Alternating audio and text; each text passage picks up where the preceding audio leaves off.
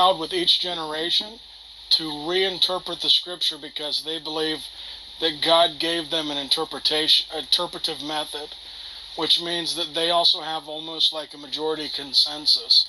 So if you go to a modern day rabbi and you ask him, what does this mean? You need to be very clear. What do you believe the earliest Jewish sources thought? Or what do you mean modern day sources? Because if you ask them, they're going to knee-jerk give you the modern day interpretation. So we got to be careful with that as well. The modern day interpretation is this had thing, and the rabbis are not giving you that. I don't know what you're referring to. They're referring to the most ancient interpretations. They've got mounds of documents for this. I don't know. Look, I don't like. It's uncomfortable when you get into that bestiality subject. That's very uncomfortable. It's no fun because it's such an emotional roller coaster for anybody who actually. I just think it's stupid because, and I'll just be blunt because you were kind of blunt with me.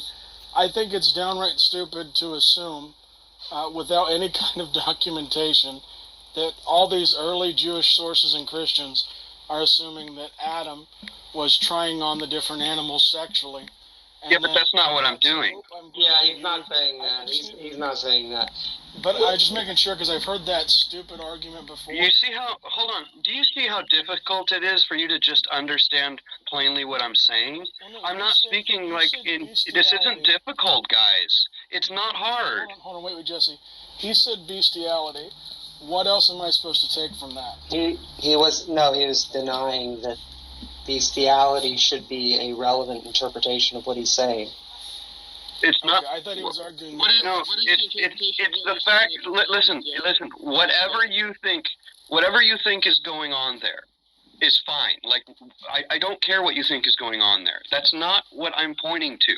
Okay. The trouble comes in when you want to have that discussion about what is it saying.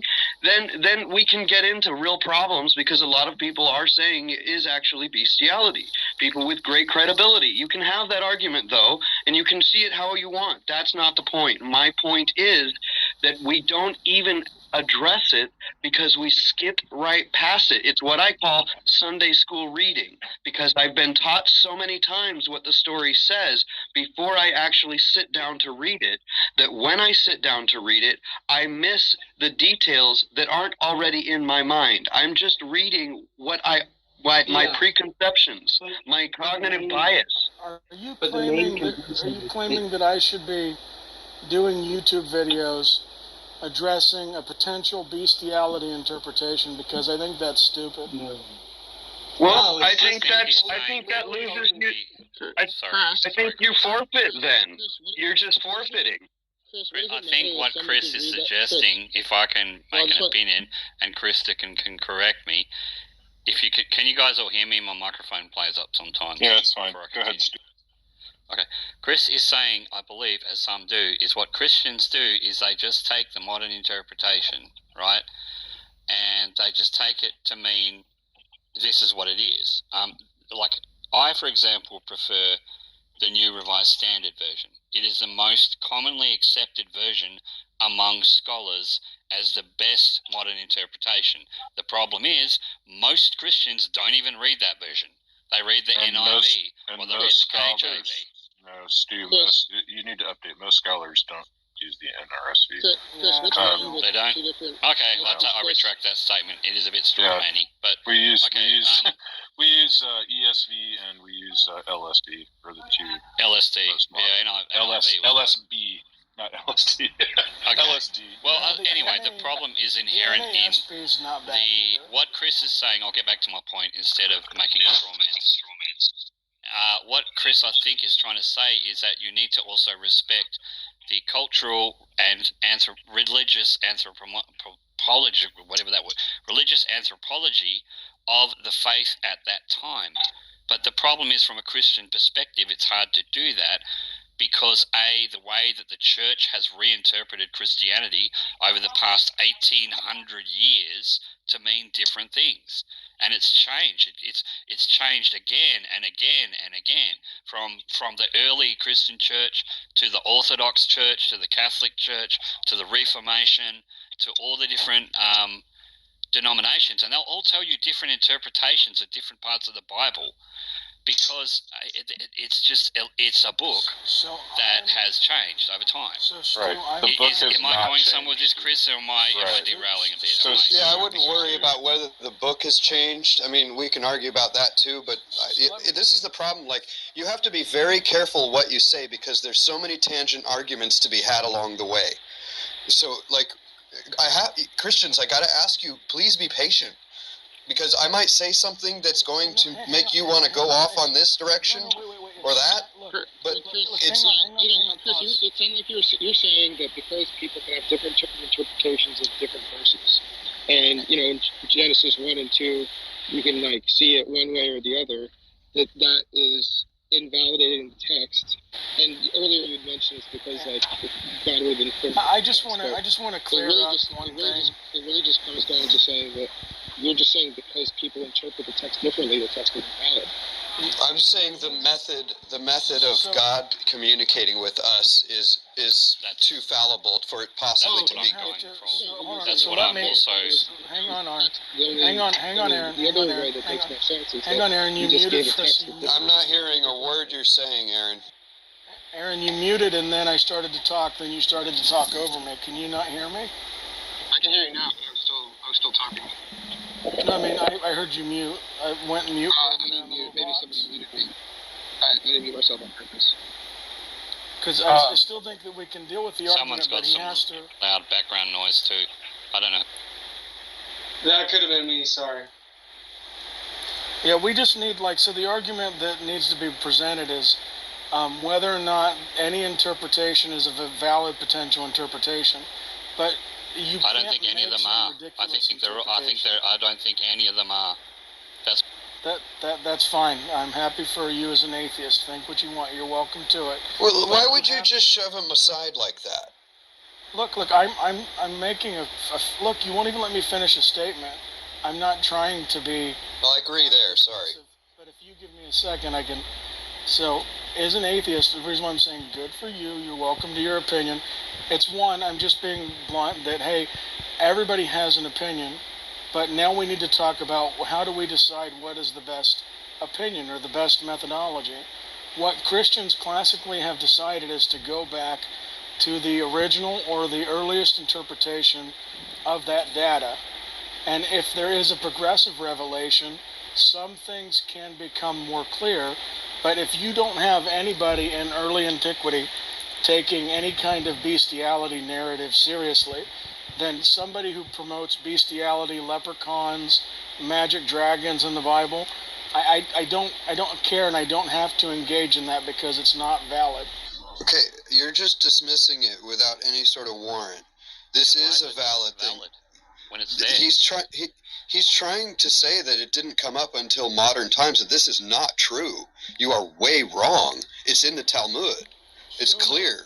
You're just not reading what's in front of you right there in your own Bible. No. Show me within the first couple of generations, before the Talmud was written, because the Talmud was a later text, where that was an interpretation that people held. I think that the Talmud is early enough. I don't see a problem with using it. Why would you not use it? I do see a problem with using the Talmud. Why? Because of the interpretation method that I told you that the Jewish people have. I don't know if you're familiar with this, but each generation, I said this earlier.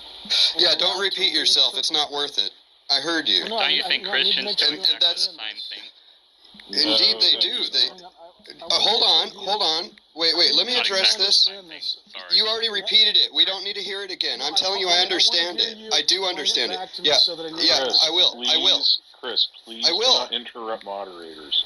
Please. If I could go back to a point I wanted to make, or a statement. Sorry to cut off whoever that was. Stu, that was James. Please let James get his point out.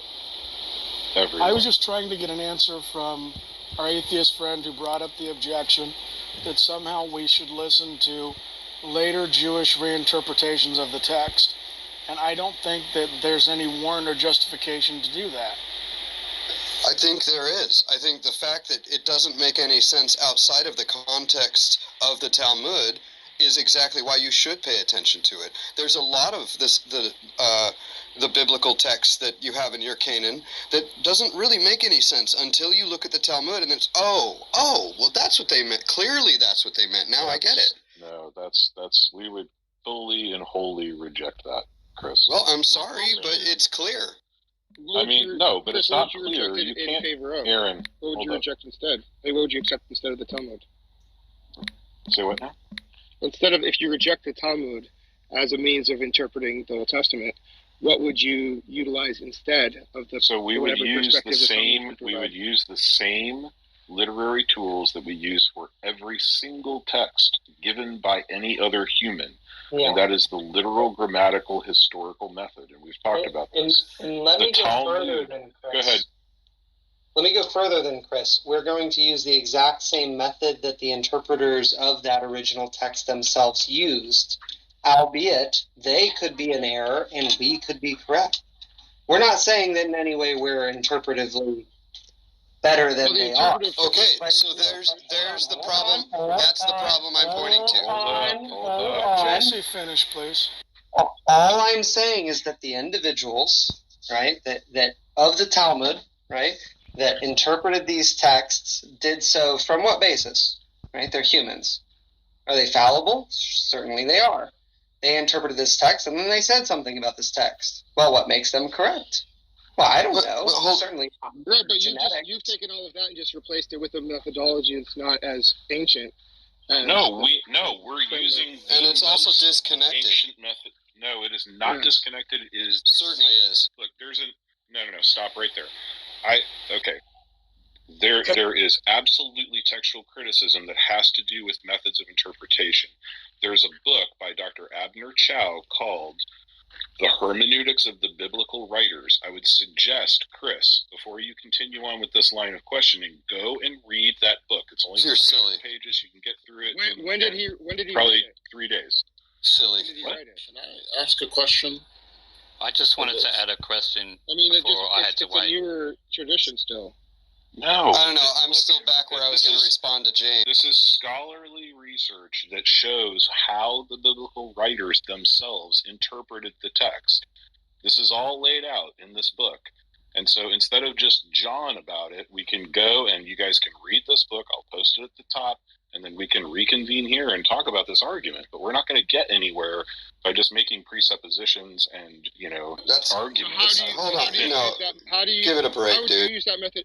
Hold on. If the Talmud would say that there was something you could refer to as bestiality in the first Genesis, or Genesis 2, how would your method?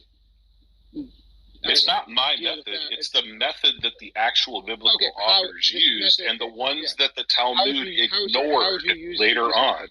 How would you use this method Aaron, to he's trying to explain to determine what's you. not there? Aaron, he's trying to explain to you that the classic method is not just the same for the Bible, but it's used for most of history. You So, go back I guess to I'm the, asking- hang on, Aaron, hang on. You go back to the earliest sources. You see how they interpreted it.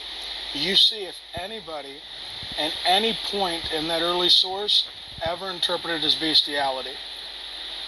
Then, if you do not find that, but you see that someone else has an interpretation method, that they can reinterpret it to suit their generation. And then the next generation can reinterpret it and say, that's wrong. Okay. You would So I guess take the my classic question is then, which earliest source would you go to for that interpretation that it's not? And why would you not use the Talmud, which is also an early source? Because just I because have a Talmud question. asserts- just real quick, Alan, I'll answer him, then we can, as long as your question's on point with this. No, we would not just go to the Talmud and say, aha.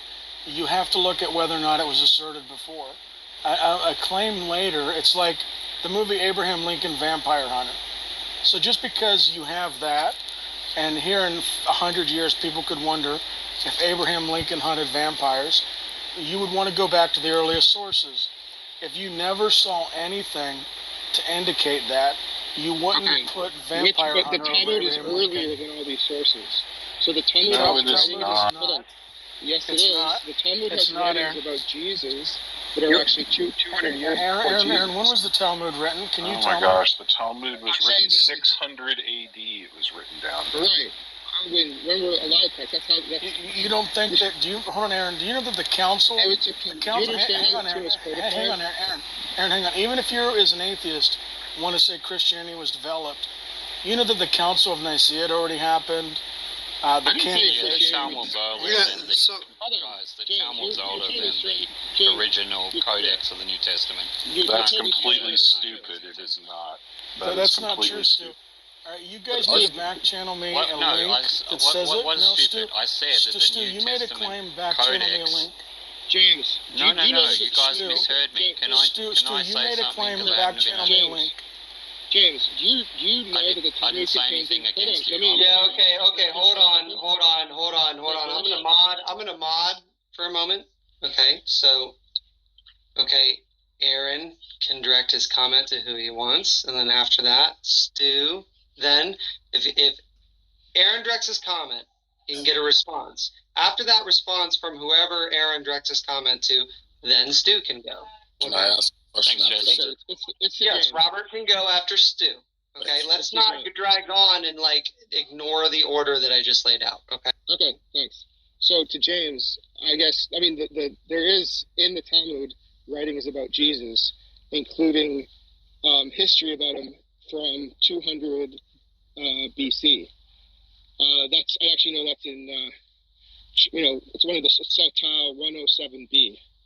If you want to look it up, and it actually is when it refers to Jesus doing sorcery, and also says that he led Israel astray.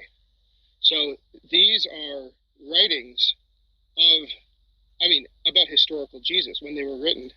Some of this was about history about, from 200 BC. So it's Are you saying It's BC got or AD? BC. So you're saying before Christ was alive, they wrote about Christ? He's yeah, you confusing the different Talmuds. Before Christ was hold born, on. Jesus are you- Christ, Chris, you believe that Jesus Christ pre-existed, correct? this is going down What? a bad path. Hang, This is not. okay. This is not good, Aaron. If I could step I mean, in, he was- Aaron. I'm not a Christian. No, I do not believe that. My point to James is that the Talmud is an earlier source than. It is an early source. In some cases, it even predates Jesus with the information. It doesn't predate the New Testament, Hold on. Aaron. Information is collected. Hold on. Information is collected over time, and it isn't grouped together until the 600 AD. But I'm just saying the information comes from the sources, has people who are actually Jesus' contemporaries as well. So it has people from that time period. It has their writings, and you can go back and you can references the specific rabbis, and you can look up when they lived. So just to say, and obviously they were studying the Old Testament, so there's no question that these writings can predate. I don't know what other source you go to, but the Talmud certainly can do that. So, Stu, did you go already? I kind of lost track. No, I haven't. No, I haven't had a chance to go already. Okay. But I'm waiting for this. Okay, this Talmud thing is just going around and around. I think it's time to move on. Okay.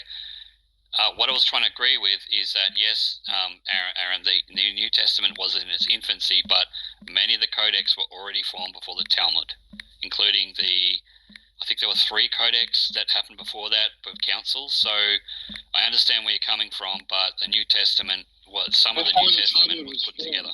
The Talmud took longer to form than the New Testament. The New Testament was very quickly. The Talmud took Well, over a period of time, I there was 3 different. really don't understand the importance of the difference I between don't a couple either. hundred years development. Like, it's No, not really relevant. The Talmud was well over 600 years. Well, The New Testament was.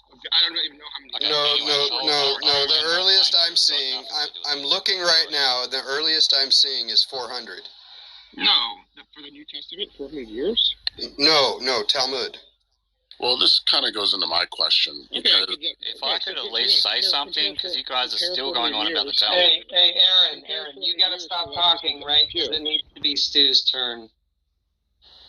So that then And Robert, Robert have a say something. I wanted to pipe up earlier, but we started going down the rabbit hole of the Talmud and the date of the New Testament, which is okay. That's fair enough. But my inherent problem is just generally with interpretation in general. Like, the Christian churches have been fighting and arguing over the interpretation of the Bible ever since probably they deemed Marcion heretical. Okay, so it's what caused the Great Schism. It's what caused the Reformation. Wars have been fought over the interpretation of the Bible. Blood has been spilt over the interpretation of the Bible. And just let's go outside of Christianity, right? Let's look at the other monotheisms. Let's look at the Avedas from Zoroastrianism. Let's look at the Quran. Okay, let's look at the Vedas of Hinduism, right? The problem I see inherent in all of these is that all of them have completely different truths and axioms. If I was a transcendental being and I wanted to imprint some form of message, I would make it inherently obvious in all religions. I would make it inherent in Zoroastrianism, in Judaism, in the Avedas, in the Avedas and the teachings of Hindus. I'd make it apparent in the Christian Bible. I'd make it apparent in the Baha'i faith. I'd make it apparent in Krishna. But it's not. It's just I'm glad not to know there. that you're a better God than gods do. So good job on that. Pat yourself on. I'm just pointing out. I'm not talking about. He also has better morals.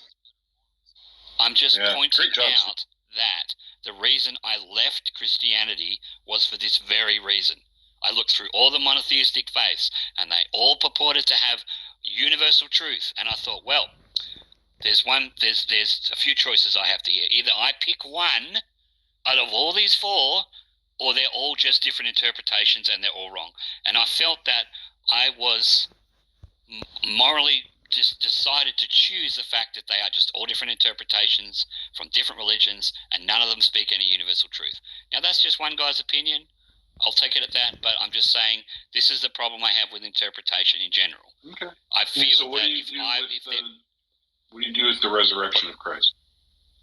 The resurrection of Christ was added in the later Gospels.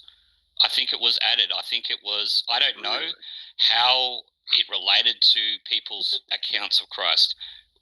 Whether it was because it was some sort of... Okay, so you look in Matthew, right? Christ is walking along his disciples, and yet nobody recognizes him. And they go, oh, well, that's because he was God and he chose not to reveal himself. The guy was hanging on a cross and was dead. And now he's walking among a crowd and nobody recognizes him. And it's only until they conveniently go away into a cave that he's like, oh, hey, it's me. Look, I've resurrected. Can you point out what you're talking about, that he was in a crowd of people and no one recognized him? Yeah, Matthew 21, 22. He said he did not reveal himself to them. No. Go ahead. Go find the actual... You have a Bible online. Go find me the scripture where Jesus was appearing after his resurrection. I'll do it for you, Stu. Stu, I got your back. Okay. What's the verse? Okay. Go ahead. It's Where Matthew it appears 20, to a giant group of people, and nobody recognizes. Well, a crowd. It says a crowd. So I just looked up Matthew 22. That's the wedding banquet. It's in the 20s. I don't know which one. It's shortly after the resurrection. But that was... All that happens before the crucifixion. Correct. I'm pretty sure it happened after the resurrection, where he revealed himself. Yeah, I mean, or was it? So now we talk. Now you may be conflating the story of the men at the road to Emmaus. Is that what you're referring to? Let me have a look. Okay, because the story of there's two disciples. Hang on, sorry. That were after the resurrection, and they walked with Jesus for about 4 hours. So we know the distance, so it would take about 4 hours to walk it. And he revealed to them over time, and he talked about how the Christ must suffer, etc., through the Old Testament. So he opened the Old Testament scriptures to them and showed them how the Christ must suffer all these things. And then he revealed himself to be Christ. And then they said, did we not know the whole time? This is after the resurrection. This is the road to Emmaus. So why would he do that? Why would he So hide then among the Christ- people and pretend to be someone else? Okay, so that means Well, yeah. that he revealed himself to be anointed, right? No, it means that he revealed who he was. He was veiling his countenance. Why?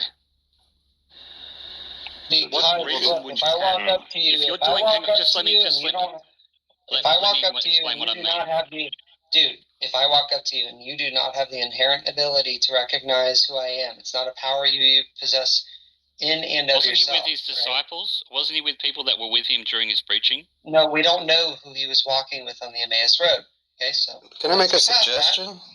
Not Maybe yet. What's is Not yet. Not yet. Just let me finish my comment. What I'm saying Okay, is cool. that if you're walking with someone and you know that they're loyal to the Christian cause, like they believe that Jesus Maybe it's Christ not was Matthew. Lord and Am so I on, reading the but wrong he part of the died and he Bible? hasn't. Sorry. Can you?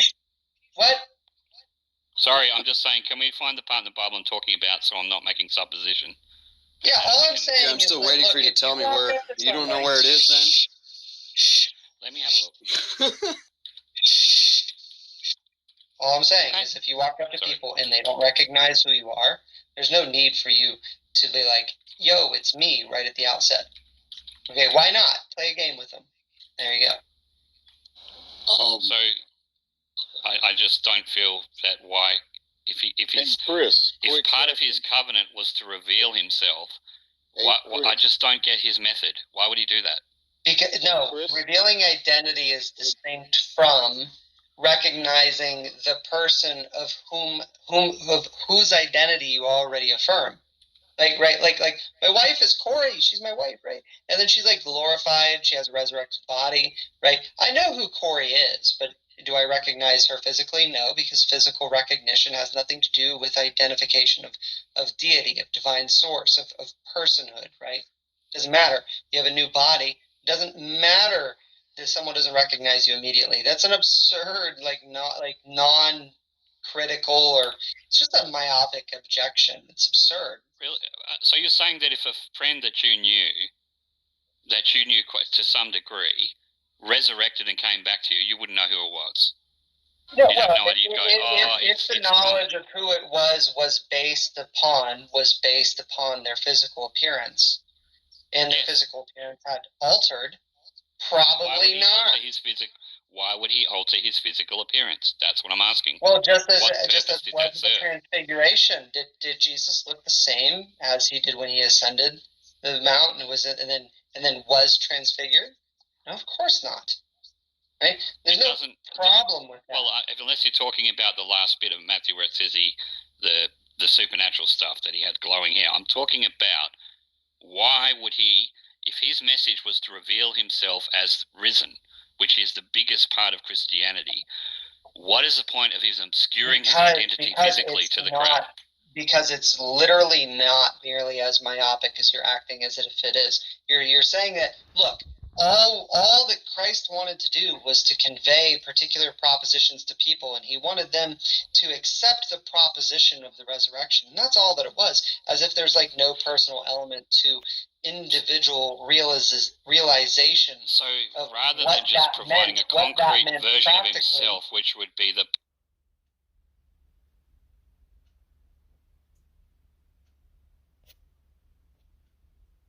Look, where you can't recognize me physically, right, which was the issue with doubting.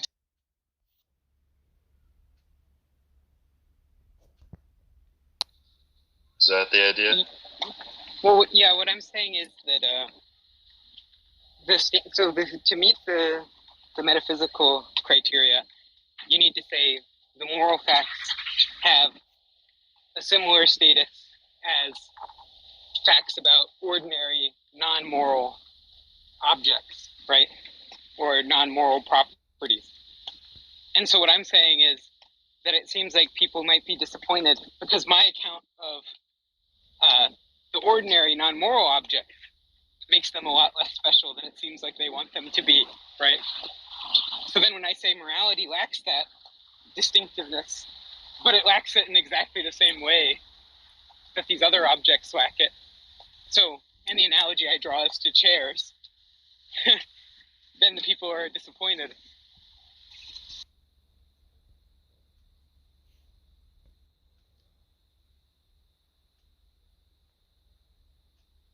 Okay. That's interesting. They're disappointed, so you shouldn't be? Or you like you're doing some kind of like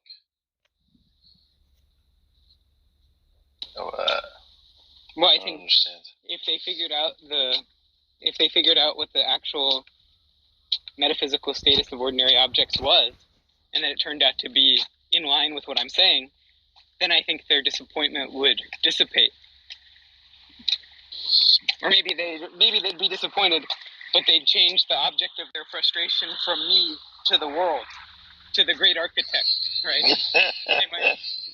They might start complaining at him.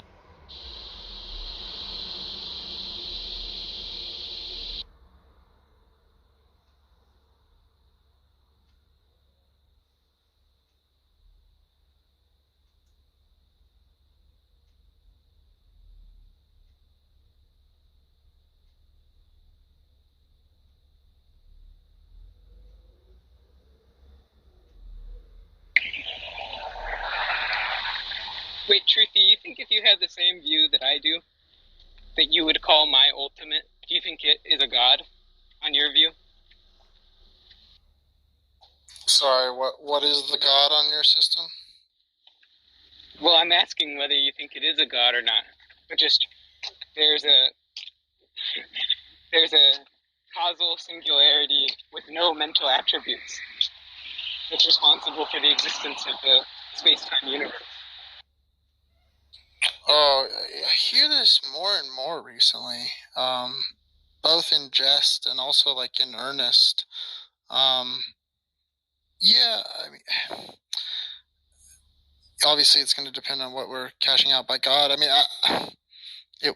maybe it would be some type of necessary explanation, I guess, if you want to call that a God. Now, you know about it through like intuition or methodology. How do you know it to be the case? Through right of reason. So just like straight a priori.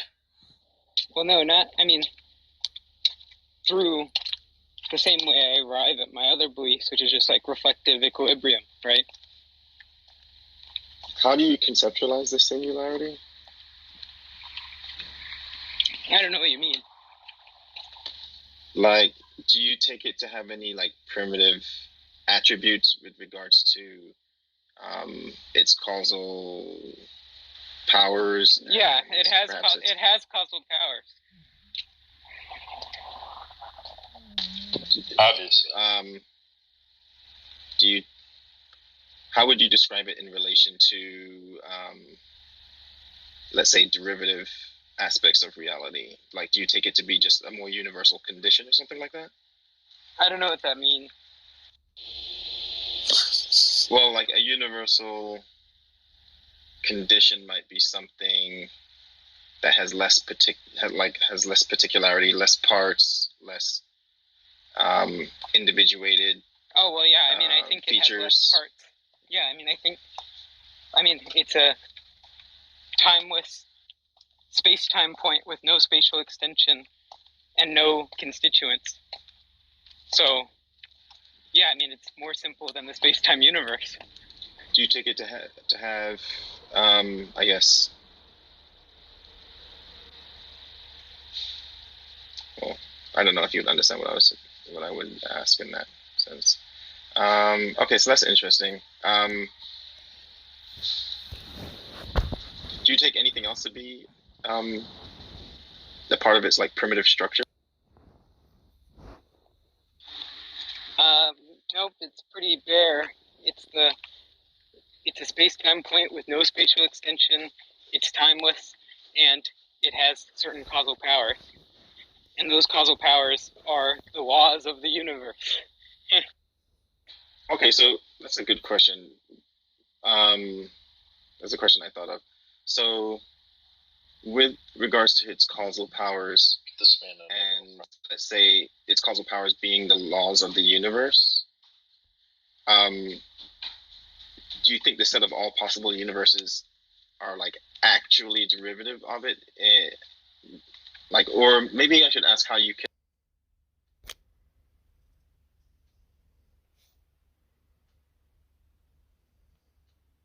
Full.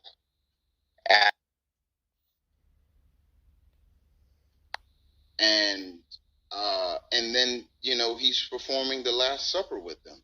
So this is probably a span of 5 to 6 hours that they're spending with Jesus. And then the moment that they do the whole bread and they eat and everything, then he disappears because they recognize him. So it's more than just, you know, why did he do that? Well, the whole experience kind of gives you some insight on why he did that. Okay, Harold, he already said he was mixing up two stories. We really didn't need to go through all that. I think you're wasting time. I don't understand why you're going into that.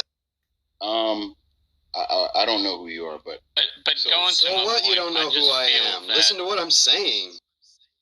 Just getting back to my point so we can move on, I just still think the whole disciples not recognizing the physical Jesus, for me, I can understand people having disbelief, and because that would be, and terror, because that would be an incredibly terrifying thing to see. Let's be honest. If you just had someone executed by a firing squad in front of you, and then 3 days later, it came back and started walking around people, it would be absolutely terrifying. But I just think that just the way that it's so slowly revealed, it's like, to me, it just felt deceitful. That's so it's just like, stories. Did you ever see the bit where the guy who plays Superman currently, can't remember his name. Oh man, come on, the guy Henry. All right, I guess I did what I came for. You guys have fun being boring. Yeah. Okay. Cool. Thanks, Chris. So Henry Cavill walked around New York City wearing a Superman shirt, and literally no one recognized him. This is after the movie came out. It's not hard to believe that, you know, people would not recognize somebody. I mean, this is just, it's part of the human conceit that we have that Jesus was just killed. So it's not Jesus. And I'm sure there's a whole bunch of people walking around first century Judea that look pretty similar to Jesus, wearing the same clothes and stuff. You know what I'm saying? Yeah, okay. Well, okay, so to kind of get back to my question now, because I think, did Chris leave already? Well, I think what the point was is not so much that we can kind of figure it out. It's the fact that it needs to be translated, right?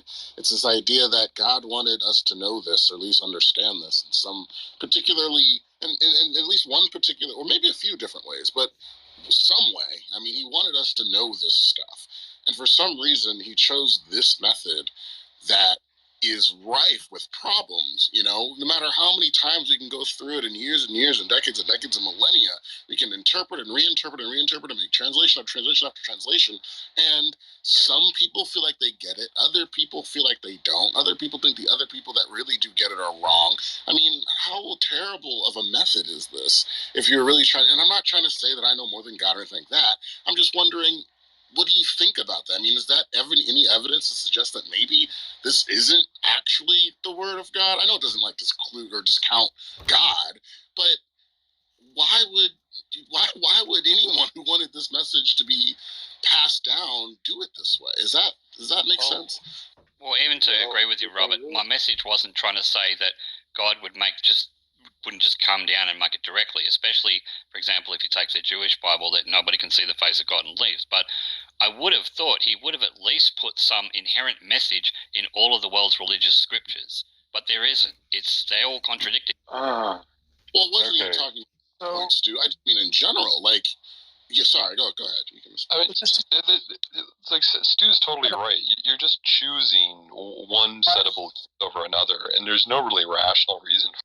Of course there is. We have the resurrection of Christ. That is the rational reason for it. But that's why I keep bringing up the resurrection. It's not an interpretation. Okay. Again, you guys keep using this postmodern model that we can't know what an author's intention of the text is. We don't know what postmodern means, but the point is just, like, it could be the case that he resurrected and God doesn't exist. Altoid, I was just trying to add something, and they cut me off, and then someone else cut me off. I'm just saying to put a bow on. It's all right to put a bow on the objection that the person who got mad and called everybody boring and left the room was saying. he's basically saying that you should consider everything, no matter how ridiculous. The equivalent for this would be if we went into one of the rooms that the atheists were holding and said, well, why aren't you guys talking and debating about sex with farm animals? Because, you should consider everything. So that is the equivalent to what he was trying to present on the stage, and that's just not mentally healthy. No, and even I said I don't think it's a good argument to use along with abortion. They're too contentious to produce any sort of sane. I don't think it's a matter of you should consider everything. I think it's a question of what do you decide to consider or not.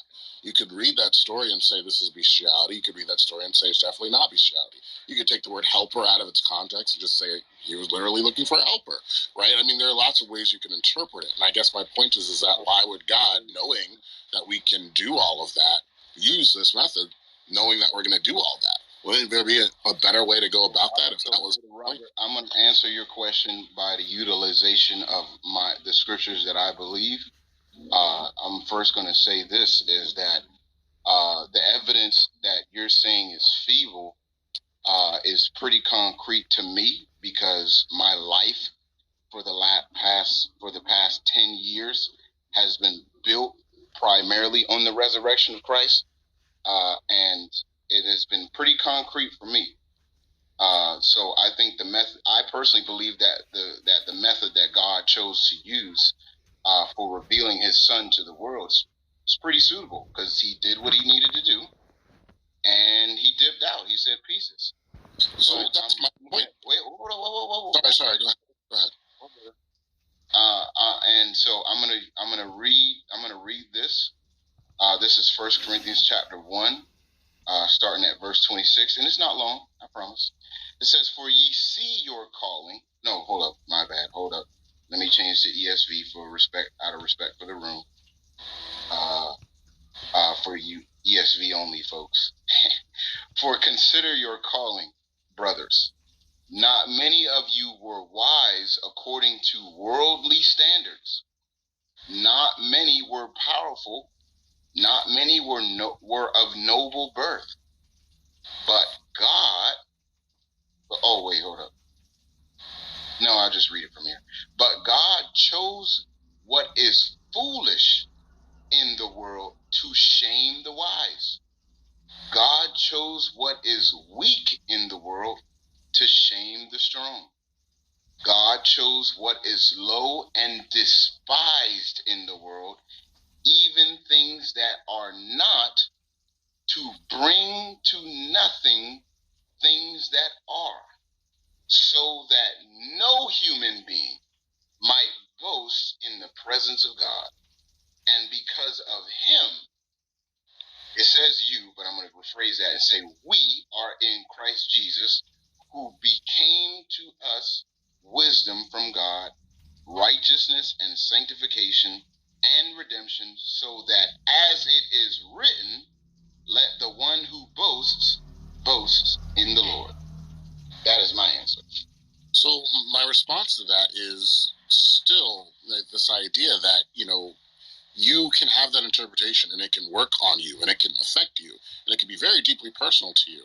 But if I read the same exact thing and it does nothing to me, and then 300 million other people can read the same exact thing and come away with a different interpretation, wouldn't you say that the text itself isn't flawed to give an actual revelation from God? No, So people will always because I'm not interpreting anything. I'm reading the text verbatim and letting it speak for itself on why God chose to do what He did. And then it even gives the purpose, right at the end, it gives the purpose of why He did that, so that no human being might boast in the presence of God. So do you think that? Oh, sorry. And the writer even further goes to say that, this was already prophesied hundreds of years before. It says, "Let the one who boasts boast in the Lord." That's why God did it. But do you think that everyone reading that's going to walk away with the same interpretation? Because that's just not what happens. Well, it doesn't matter what their interpretation is. There's no interpreting. The thing is, the text literally speaks for what it says. So you're saying that people don't interpret it, or are you saying that they shouldn't interpret it? You're literally just being disingenuous. And like the reason I came on stage is because of this. He is literally saying the text speaks for itself. It's like me saying the sky is blue. So if you decide to say the sky is red, that's what people do. They distort things all the time. If I could actually have Robert after this, after Philip. Sorry, Philip. Well, you're cutting me off. I don't even know what you said because you were cutting me off. Yeah, sorry, man. I was just going to say, I want to add something to Robert. Robert, if I could add something here. Sorry, man. So, the difference between a theist and a non-theist, I don't want to, atheist brings up whole things. Someone who does not ascribe to belief in a God, okay? And I consider myself a cultural Christian in that because I was raised a Christian. I still agree with some of the philosophies adherent to Christ. I just do not believe in any of the theology. So, from a skeptical point of view, if I was going to take the literal interpretation and the verbatim words from Corinth, I just see a letter that Paul wrote to the church of Corinth on how people should A, behave in the church, B, interpret God's or Christ's revelation to him, and also how he had his personal experience of how Christ revealed himself to him. I don't see any other supernatural additions that need to go into that, and that's different. So I'm quite happy to read Corinthians, but I don't feel it reveals anything more than a person in history writing to a church, a very, very early Christian church. Yeah, so I don't feel any other supernatural meaning to go to it.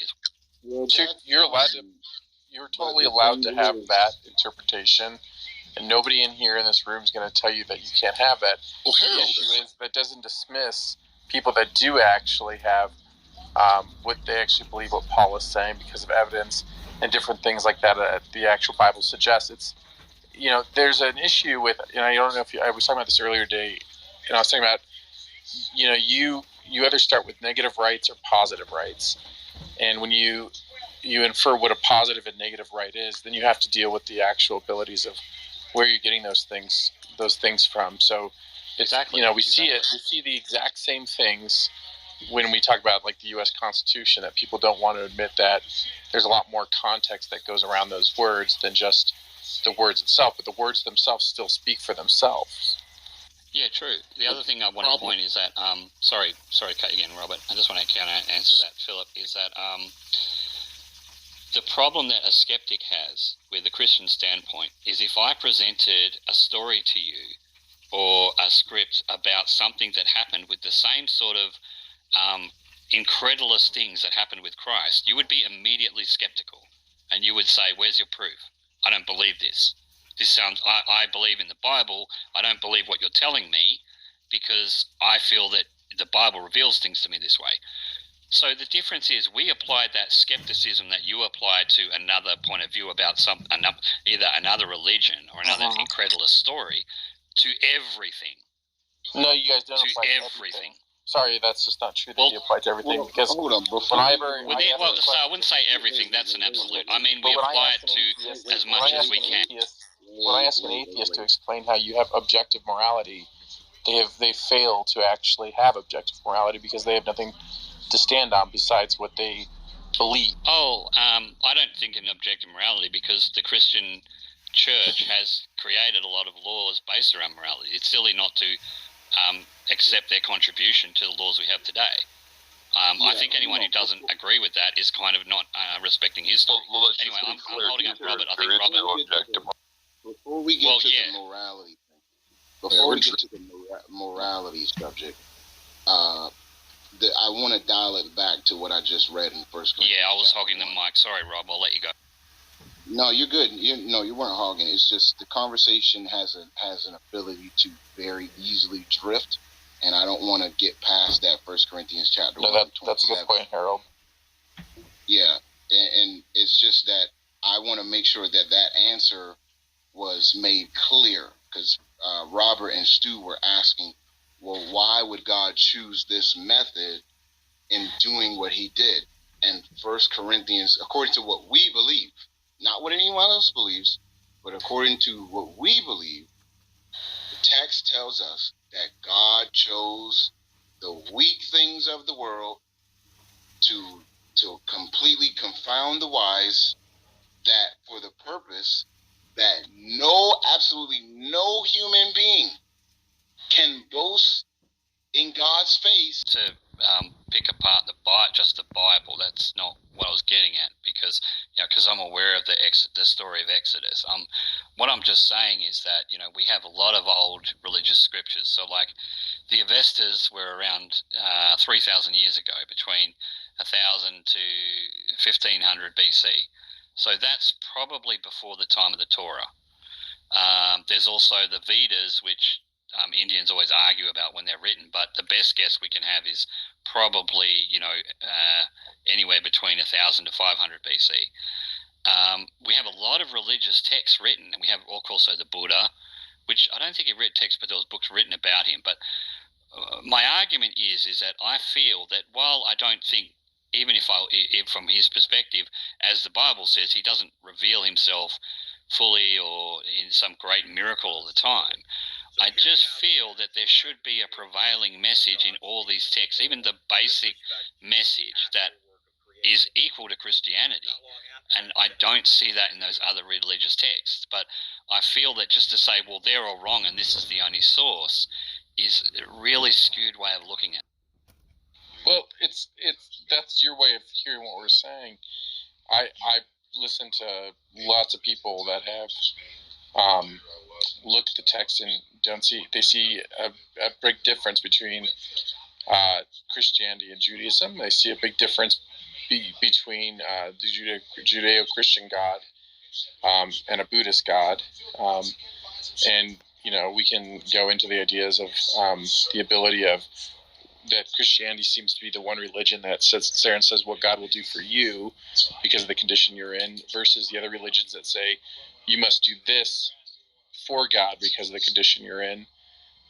So I mean, like, and that may seem simplified and so on and so forth, but there's a vast difference on the abilities of the way they look. And when people say they all look the same, they honestly, sincerely haven't looked at them, because you won't find that even from people like Sam Harris that will say that all these religions look the same. He'll vastly tell you they're definitely not the same, and that's what I'm saying. They're not the same at all. That's the idea that the issue is that there's plenty of evidence that goes into showing issues with these other types of religions, and we could talk about Buddhism if you want, and look, and there's cultural things, nobody would deny that as well, but I think the thing that gets me, I think is that when people say that the Bible doesn't have a general, you can't just read it and interpret. Like, for instance, if you read John, the Gospel of John, and you're going to tell me that you can't read John and get a lot out of John about what Christianity is about, in general, I would just say that you're not being sincere. There's not very much to the interpretation of John. If you were to pick it up and read it, having no pretenses on what you wanted to believe, but just read it, you would have a hard time sitting there saying that that you can't have a common idea of what the story of John reads, regardless of the translation. Yeah, that's why people talk to each other in church and stuff to help share ideas. That's not what the point is. I just feel that it just baffles me why God would leave those people in the darkness. Why, if Christ is the Redeemer and he was the crucial thing we needed to know, why wouldn't he put a message like that in something like the Vedas, that was the predominant religion in ancient Persia for almost 1,000 years? Why wouldn't he put that in ancient Egypt? Why wouldn't there be? We see some mythos, but there's no prevailing message about it. And I just feel that it should be there, but it's not in other religions, and that's why I just feel. So, for you non-Calvinists on stage, you guys gotta pick up your game, right? Because you guys keep answering questions, you keep giving answers to objections that aren't even relevant. Like his objections. I mean, you guys are giving good answers, right? I'm just going to playfully and lovingly chastise you for a moment. Like, guys, convert to Calvinism already, right? This is the reason. This is wise to. The disciples came and said to him, "Why do you speak to them in parables?" And he said, "To you it has been given to know the secrets of the kingdom of heaven, but to them it has not been given. For to the one who has, more will be given, and he will have an abundance. But from the one who has not, even what he has will be taken away. This is why I speak to you in parables, because seeing they do not see, and hearing they do not hear, nor do they understand. Indeed, their case is the prophecy of Isaiah is fulfilled that says, you will indeed hear, but never understand, and you will indeed see, but never perceive. For this people's heart has grown dull, and their ears can barely hear, and their eyes have been closed, lest they should see with their eyes, and hear with their ears, and understand with their heart, and turn, and I would heal them." The point is precisely that the message of the gospel is not given in a universal or in a universally perspicuous manner such that it could be received by all people. In fact, quite to the contrary. It is in fact hidden intentionally. That is also 1 Thessalonians. So to that, to Jesse, if I could ask you to that, going back to that argument, so going back to the Avestas, if I'm a Persian Magi and it's 1200 BC and I'm going about preaching the word of Zoroaster or Zarathustra, spreading his good word, good thoughts, good deeds. They had basically a cycle of goodness, and it was good thoughts lead to good words, lead to good deeds.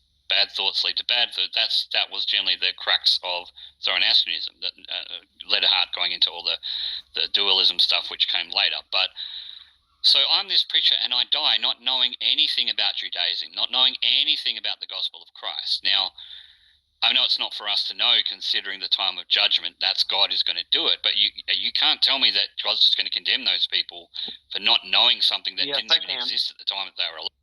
Oh, yes, I can. And Scripture does. Absolutely.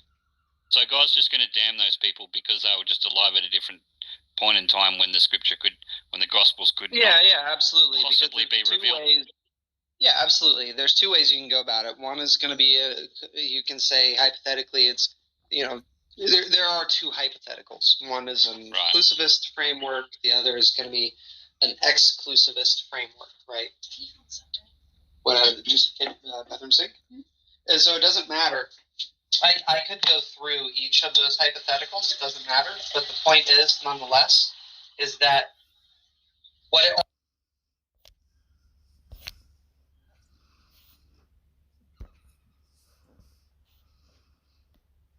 Implicit in that joke.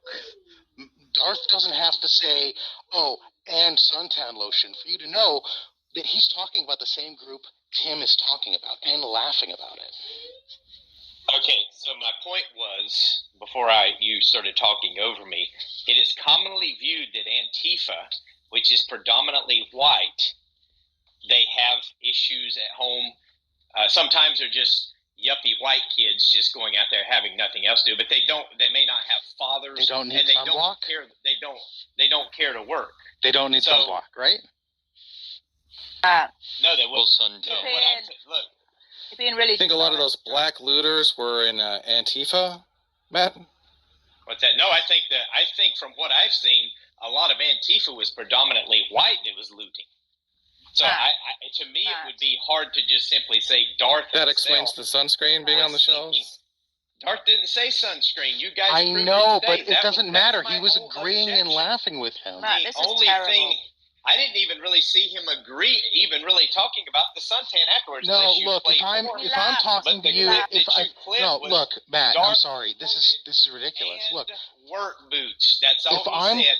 You guys claimed he said everything a few days ago, and that's where the dishonesty. If I'm talking, look, Matt, if I'm talking to Tom, look, if I'm talking to Tom, listen, stop. If I'm talking to Tom about lawyers, and I say, yeah, they're so money grubbing, and I don't say I'm talking about lawyers, and Tom says, yeah, and they're hook noses too, I'd stop and be like, wait, what are you talking about? Wouldn't I? I mean, do you understand the analogy I'm making, Matt? No, not really.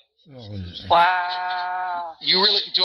Okay, what part are you lost on? Are you lost on the group I don't know that's what being hook mentioned, nose or is. I don't even know what a hook nose would imply. Right. I don't know. So there's a racial stereotype about Jews that they have hook noses and they're very let's say frugal. Okay, so lawyers are also known to be frugal and to like chip people out of money or whatever. So like if I'm talking about lawyers and I talk about how like they're money grubbing and the person I'm talking to says, oh yeah, and they're hook noses, which is the money grubbing is a racial stereotype for Jews, and hook nose is a racial stereotype for Jews, I would stop and be like, what are you talking about? Because having a hook nose is not like a thing that's associated with lawyers.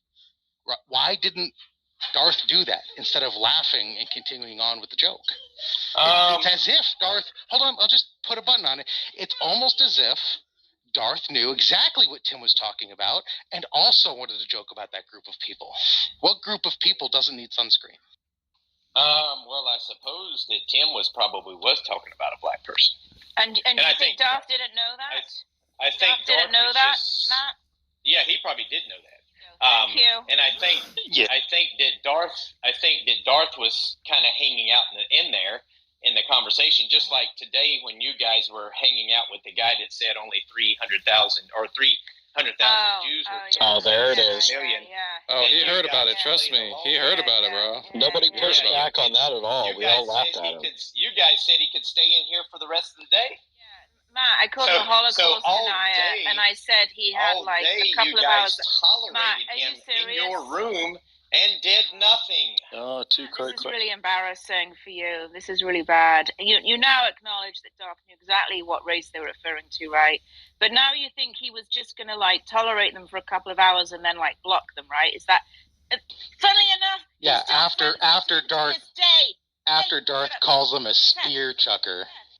Inconsistent. To this day, he still hangs out with Tim to this day. Do you think he blocked him?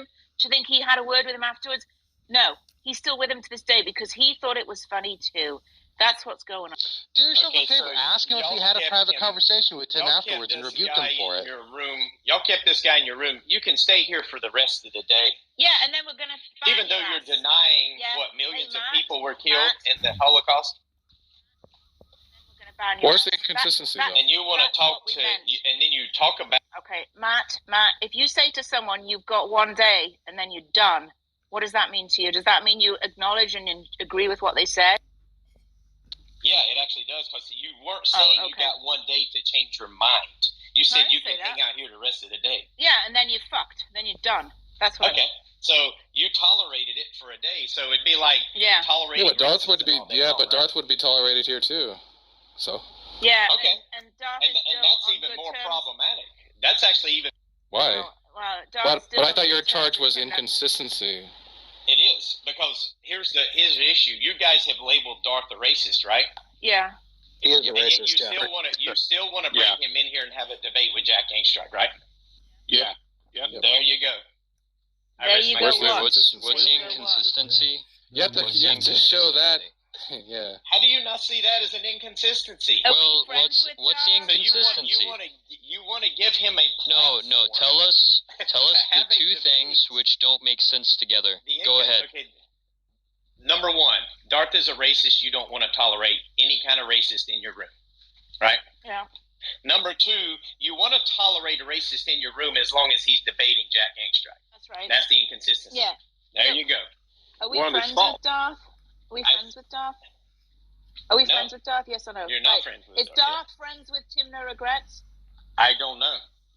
Oh, well, I'll tell you, yeah, he is. I don't even really know who Tim I've seen him a few times, but I don't know what their relationship is. Yeah, he's a minion. That's who he is. He's still in his rooms. He backs him up, just like you do, Matt. You'll probably bump into him pretty. Well, if I were to bring Darth right in here right now to have a debate, y'all would, again, roll out the red carpet, right? Are we going to endorse that's correct.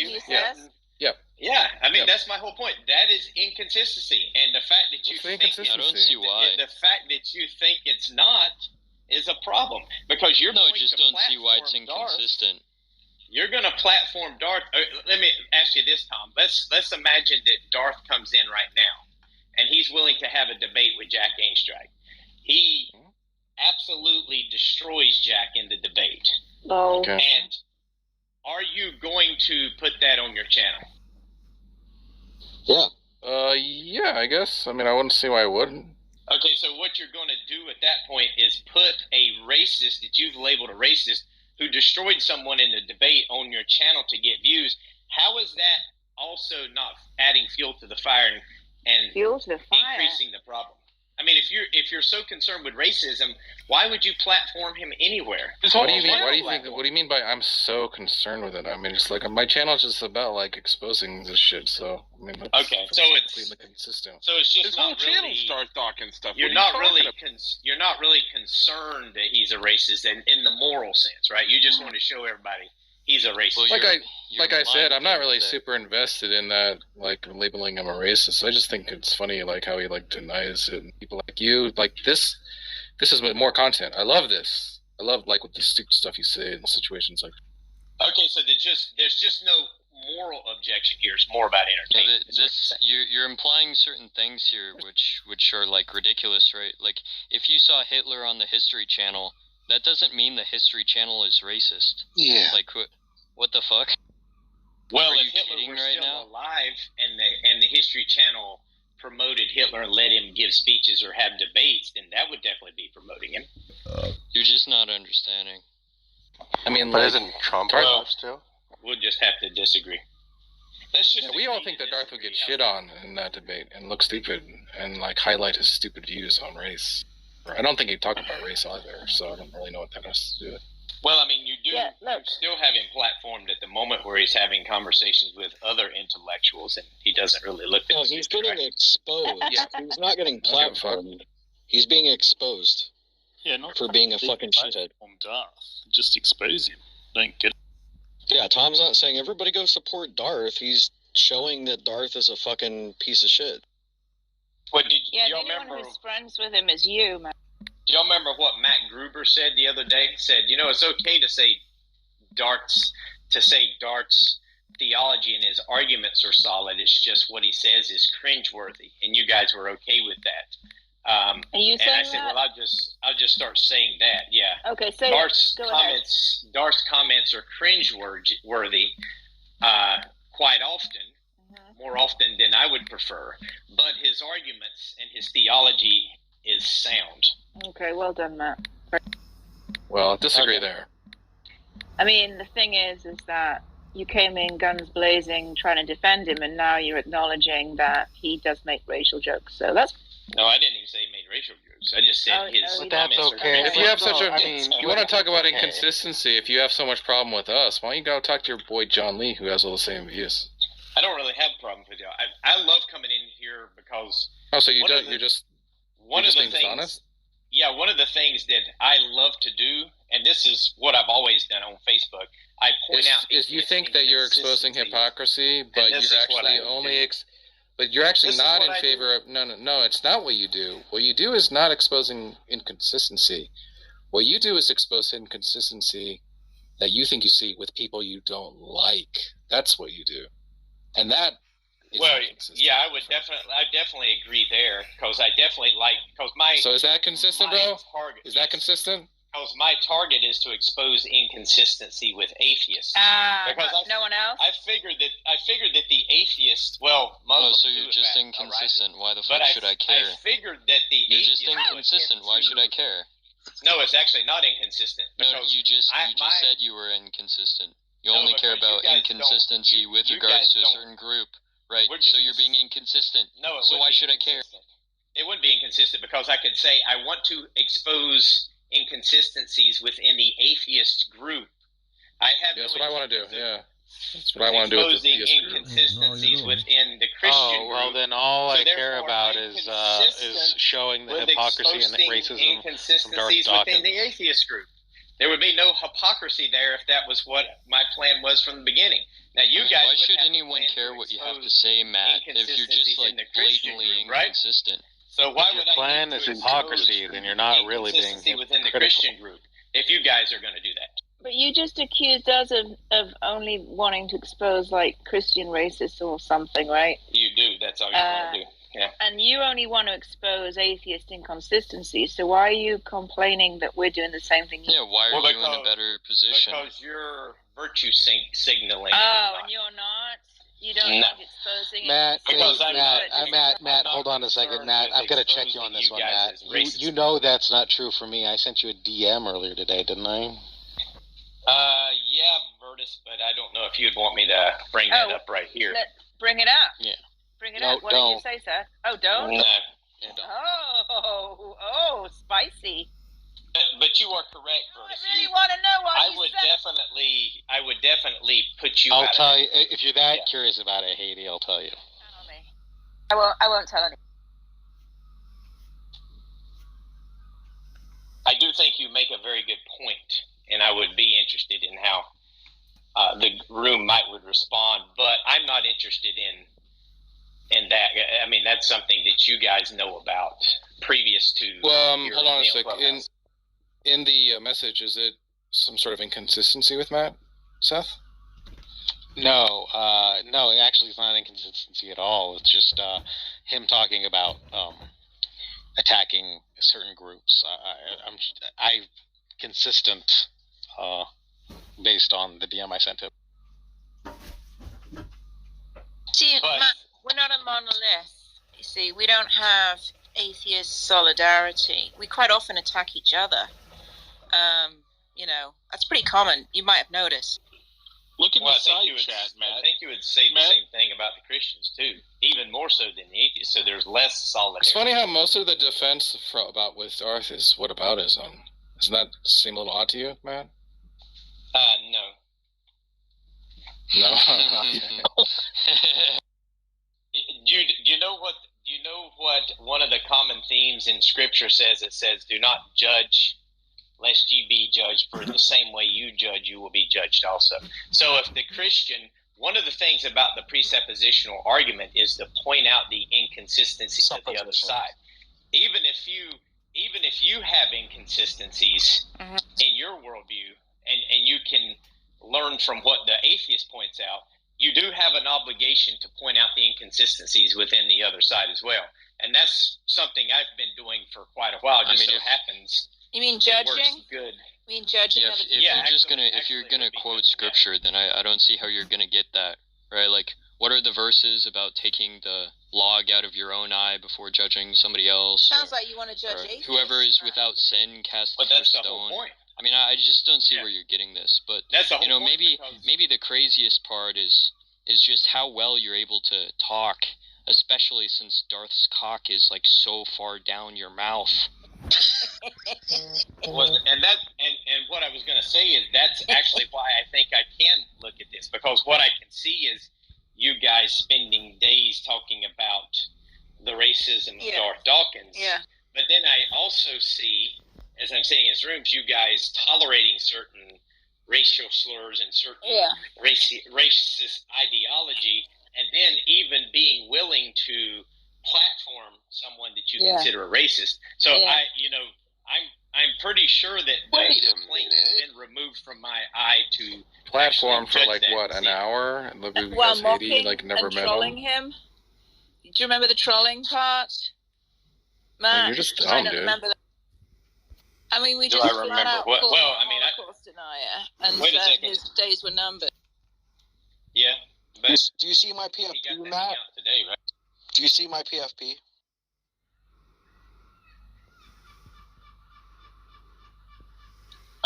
No, I didn't. PFP. My picture.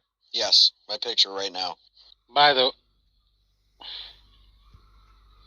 the way, Matt, I just want to let you know that earlier I said gypped, which is a racial slur, and I got a DM correcting me on it. There were three people in the side chat that pointed it out too, Matt. So while you're in here saying that we don't point out, racial problems or mistakes in our group, we're literally doing it in the side chat. I could have literally 1 minute to correct the record on this real quick, because I didn't realize anybody else noticed it. I didn't want to draw attention to it. I felt bad as soon as they said it, and if you're in that culture, I sincerely apologize. I don't mean to say that. Well, I've heard the term and I don't know what it means, but I've heard it a lot before. People say like Jew you down. It's short for gypsy. Oh, okay. Well, is Jew you down? Another racial term, I think. Is that a racial term? Definitely is. Yeah. Okay. Because I've heard that used within society, even among people, and I don't even think they realize it's a racial term. But I thought it was. Here's a quick Matt. side. If you're using a race as a verb, it's a. Saying that Jewish people are cheap, you get that, right? Trying to take you for something that you have that's worth more. See, I'd heard that in the past, and I always took it as somebody's trying to work a deal for themselves or get the best deal. You just hung out with a bunch of racists. I never really thought of it as being racist, but then when I got older, I was like, that seems to be racist. But I was thinking, okay, well, how could you not recognize that as just pure bigotry? I guess because it's just something you heard, you didn't even think about it. Well, the point is, Matt, that while you're accusing us of letting racism pass in our community, we're correcting it in real time.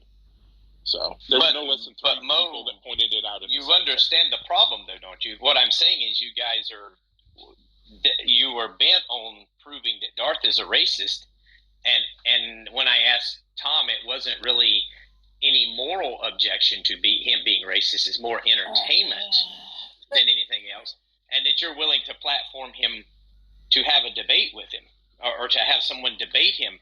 I mean, I just don't see how. I don't know. At this point, it's almost Matt, like you guys just undercut your whole argument, and I should. What does platform mean? What does platform mean?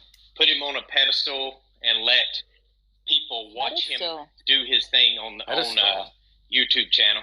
Yeah. Pedestal? I mean, what are you talking about? A pedestal is like some kind of position of reverence and elevation. He's shit on. I kind of see that, because you're wanting you're wanting the best debater to go up against Jack Angstrike, or someone like Jack Angstrike, or what you consider one of the best debaters, because you want to see them go after Darth's position, break it down, and things of that nature. But you still would have this background information that, according to you guys, Darth has been a racist. Yeah, but when generally people say that you're platforming somebody, it's allowing them to speak, to give their position unchallenged. He would be challenged in this situation. Well, do you guys remember when James was going to platform that guy on Modern Day Debates, and some of you guys thought that was bad? And yet you don't think it's bad to do this with Darth Dawkins? Yeah, that was Richard Spencer, who was an order of magnitudes worse than Darth. Yeah, I'm sorry, man, but these things are like a spectrum. And like I've even been very vocal about saying, I don't think Darth Dawkins is like really that bad. I've said that. It's in the videos. Okay, well, I mean, I guess at this point, maybe I took the whole thing more seriously than I should have. As far as, and I guess I'm you guys, when you're saying that I'm modding Darth, or I'm giving him, mods and letting him do his thing, I guess you don't really think that's really that bad either. It's just more of a game, more of entertainment. That's bad. That's annoying. Yeah, we object to that. Well, it's just annoying, but that's about it, right? What do you mean, that's about it? I mean, it just annoys you. Nothing more than a fly. What is the qualifier just there doing?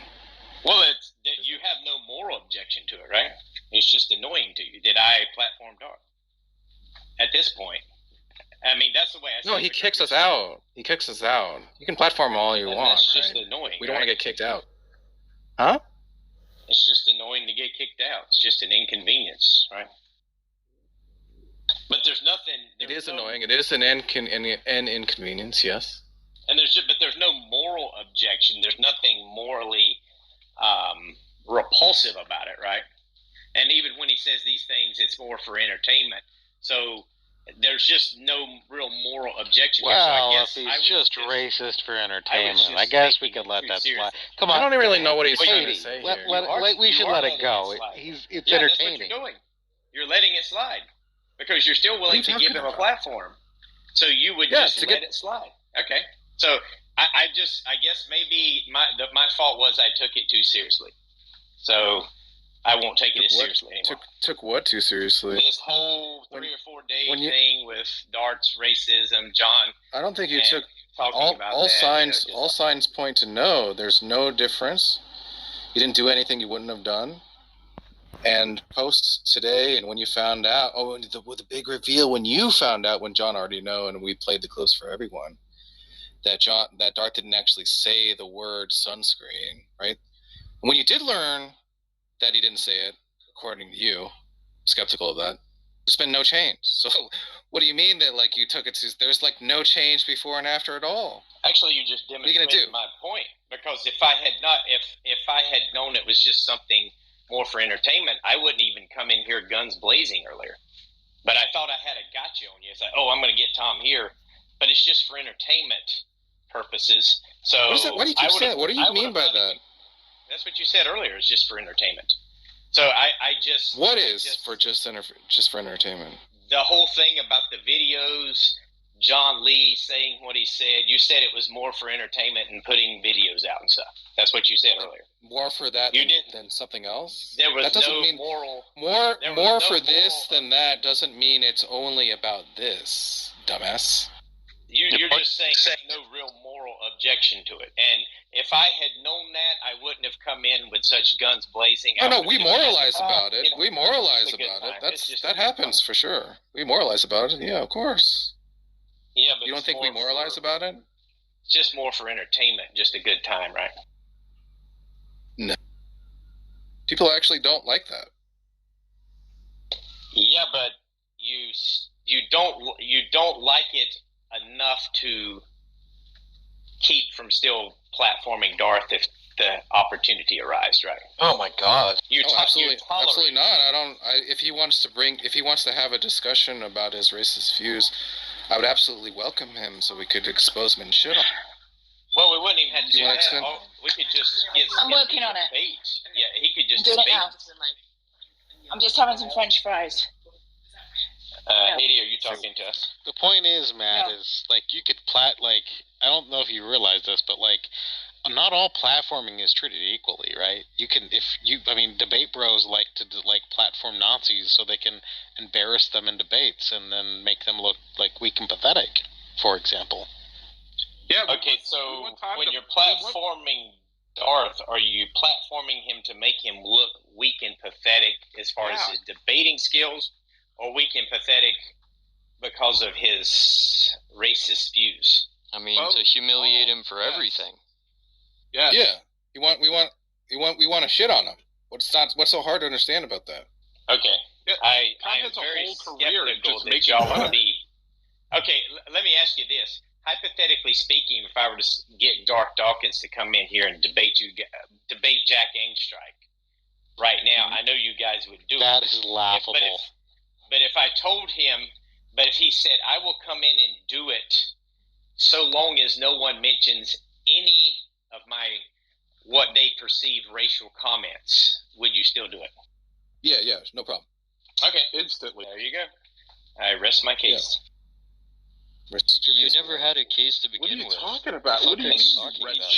It's just not really about racism. I mean, that's... What do you mean it's not about racism? You just got through saying... I think you guys know what I mean here. You just got through saying that if Darth... Nobody knows what you're saying. Did not want to talk about any of those comments... Don't be a lawyer, but he was going to come in and debate, you guys would still let him in and never mention any of that stuff, right? Right, that's Or would you just come in and lie? Matt, you're better than this. Okay, so if we humiliate Darth Dawkins, then that makes us racist. Like, what's the point of what you're saying? I just don't get it. I think what are you saying? Well, look, we generally don't know what you're saying. You just keep saying like you know what I'm saying, but I think that's because you can't articulate what you're even saying. Okay, let me try to give it in syllogism form. Premise 1, Darth Dawkins wants to debate, and you guys want to debate.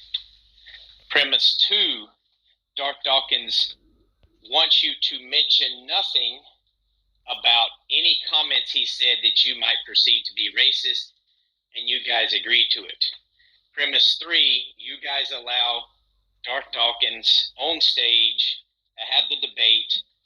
None of that ever comes up. Premise 4, Tom puts it on YouTube, gets 10,000 views. Conclusion, Darth's comments are really not an issue for anyone. Ultimately, pro Toto. Toto. Oh. Why would that follow? No. Because it's just not an issue. It just might be an issue in the moment, but pro Toto, in order to get a debate with Darth, you would just overlook it. Oh, pro Toto again. Yeah. So? Okay. Yeah, of course. Well, Matt, there's just so much. It's an embarrassment. Matt, yeah, so? There's just so much to dunk. So I would just, I guess I shouldn't have come in here so hot wanting to expose Tom for inconsistency, because he's not really concerned. It's not really his main concern. Matt, did what you is know he that? talking about, dude? Anyone else? What is he even talking about, I don't man? know. Matt, did you know that Abraham Lincoln would have kept slavery if it would have saved the Union? Yes, and I know that he actually defended a slave master once in a trial, in a case. Well, that doesn't mean anything. He was a lawyer. That doesn't mean any. Yeah.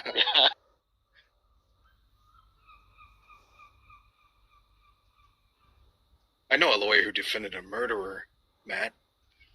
Yeah. You ever go out to lunch with them? Well, Matt, did you ever read To Kill a Mockingbird?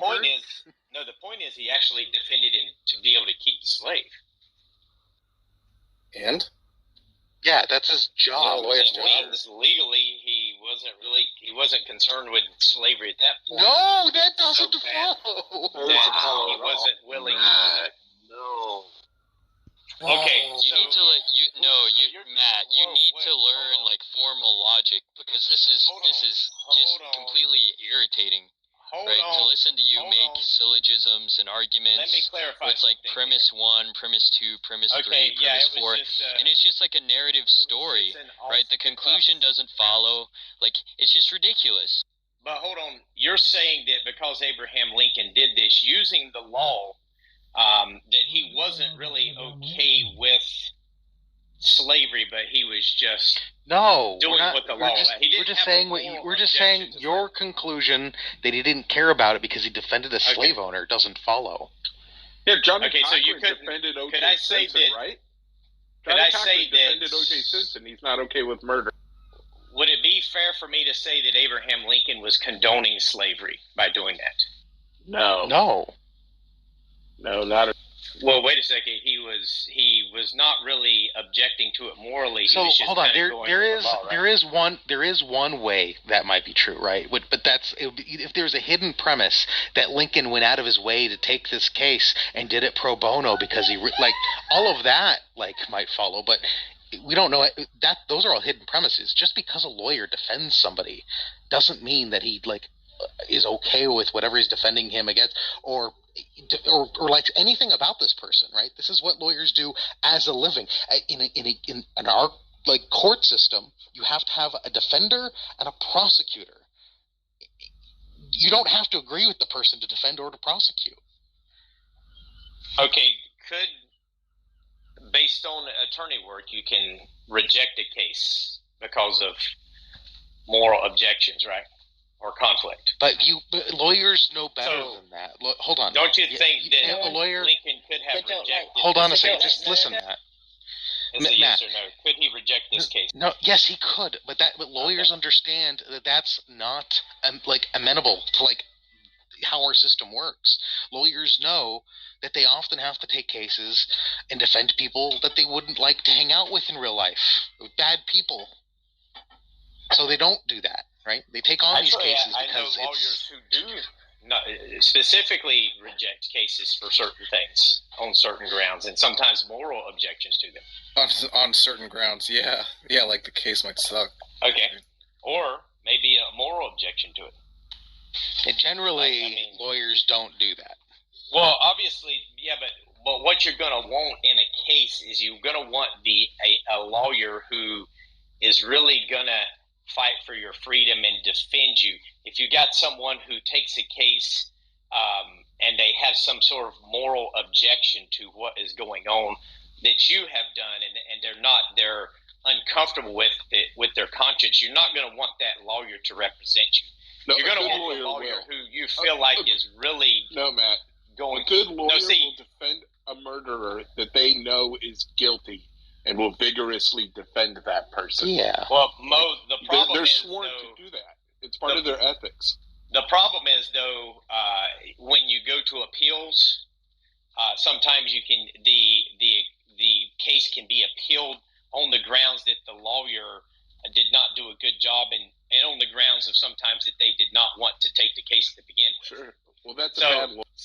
So my question here is, I mean, if someone were to, they had a choice between taking the case or not, and the legal and slavery is legal, then I find it interesting that I find it ironic that an atheist would not say that Lincoln was at least participating in the system of slavery by. Well, yeah, I wouldn't deny that. Yeah, he absolutely was. Yeah. And if he's participating in it, then you could say he's kind of. Well, because the lawyer that's defending the other guy against the slave owner is also participating in that system. Well, he's trying to get the slave freedom, right?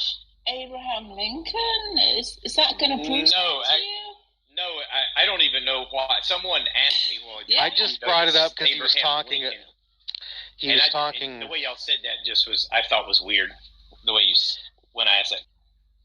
It was relevant, and it was kind of an analogy. He was pointing out that somebody would let Darth on stage, even though they're against racism, to debate them or something. I saw a small analogy with Abraham Lincoln saying that he would have kept slavery if it would have saved the Union. Yeah, I'm not sure that's even analogous, though. I mean, that's just... Yeah, I don't think that would be... I don't know. Yeah.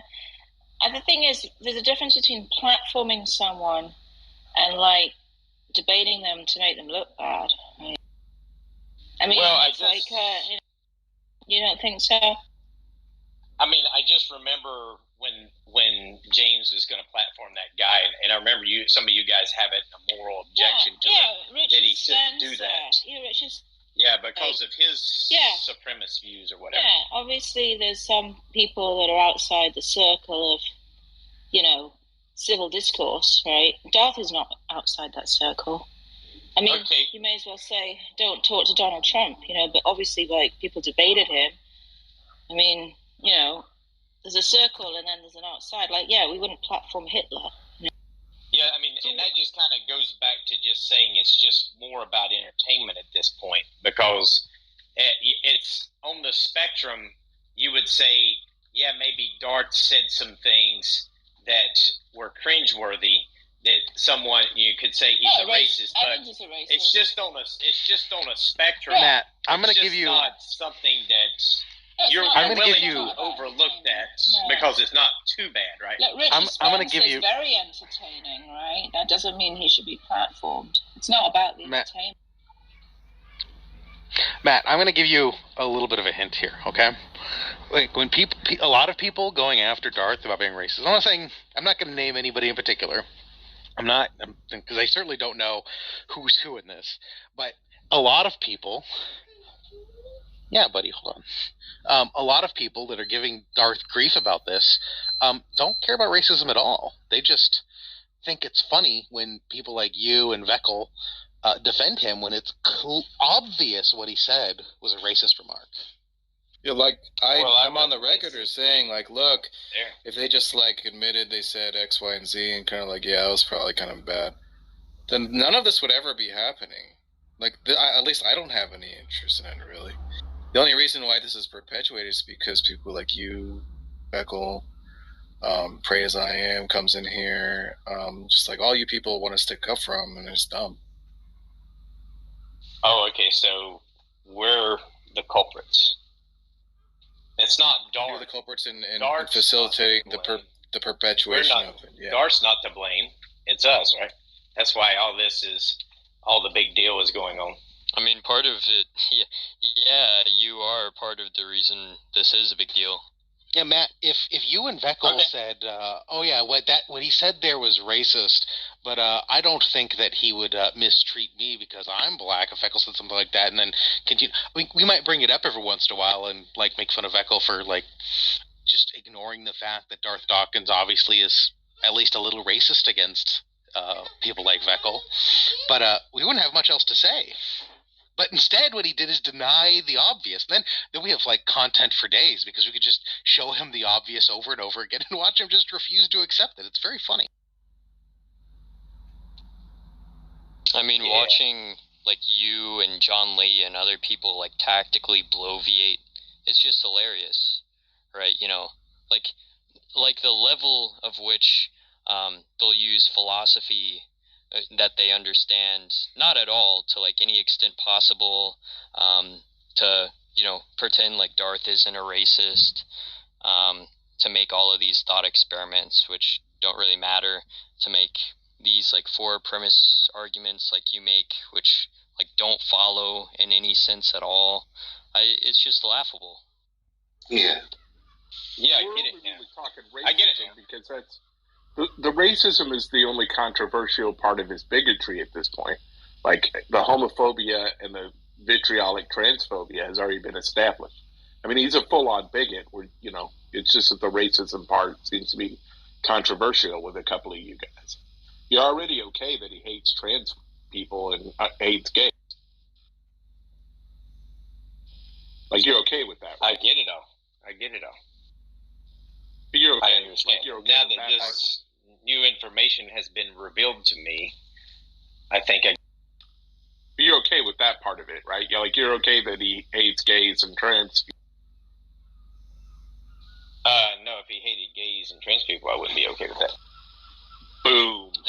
What? And by you wouldn't be okay with that, what do you mean by that? When you say I wouldn't be okay with that, would you like stop, being around him or something? No, that would have to be established. Whoa, what? I mean, if you would have to interview Darth and ask Darth, do you hate gays and trans people? Play the clip. And see what he had to say. And then he says no, and then what? I'd be like, okay, Darth doesn't hate gays or trans people. Wait, but but hold on, Matt says he has a problem with it, right? So I'm just trying to understand what it is that actually means. Like, if you did have a problem with it, if Darth had a problem with like gay and trans people, then you would not be around him, right? Is that what you mean, or do you mean something else? No, just think it was bad. So you just wouldn't give a shit. So you mean by a problem, you have a problem with an individual, it like manifests like not at all, and you just like carry on as you. Yeah. Yeah, you're okay. I would probably. The Matt Adams today, which doesn't have a problem, and then like theoretically you are given information where now it's a problem, there'd be like some kind of change or no change. I would message him in the back channel and say, hey, Darth, what did you mean when you said that you hated trans and gay people or something like that? And I say, Darth, what did you mean exactly when you said, I hate trans people? Oh man, what sort of exegesis do we need to do to, make that sort of like fit in my mind? It's cope. This is all cope. Like, it's ridiculous. Yeah, we know you're going to lick Darth's balls. We're just exposing it and laughing at it. I would just appeal to deconstruction philosophy and say I need information directly from Darth because you're talking to Darth. Other information. Okay, yeah, first of all, you don't know what deconstruction and philosophy is, but I don't know. I don't understand how Derrida is going to get you out of this. Right, like it's ridiculous. Well, I would need to hear it from the horse's mouth and have a conversation with him, and then I'd probably say, Darth, let's take the hypothetical. Say, Darth, you've said that you hated trans and gays. Well, he's never going to say that. He'll never say that. What did you mean by that? Well, has he said it? No. Okay. So what's the issue? The issue is that who gives a fuck what he says or doesn't say? Right? Well, y'all guys just said, how do you feel about him hating gays and trans? I mean, did he... I'm assuming when you said that, he said, oh, I hate gays and trans, right? Or did you just infer that he hated gays and trans based off of some comments? Yeah, from evidence, abductive reasoning. Yeah. I mean, he's not going to come out and say, like, I hate gay people and trans people. You just say, okay, here's the available evidence, right? He refers to, LGBT people as, like, the LGBTQIA mafia, right? Like, soup people, like, alphabet soup people, like, whatever, and many, many other instances, right? So it's just like... It might be the case. Now, this might not be right, but just bear with me here. I mean, it could be the case that in all, like, 900 or however many pages of Mein Kampf there are, Hitler never says, I hate the Jews. But I think you can kind of get that he thinks that, right? Yeah, sure. What do you mean, sure? Yeah, I would agree.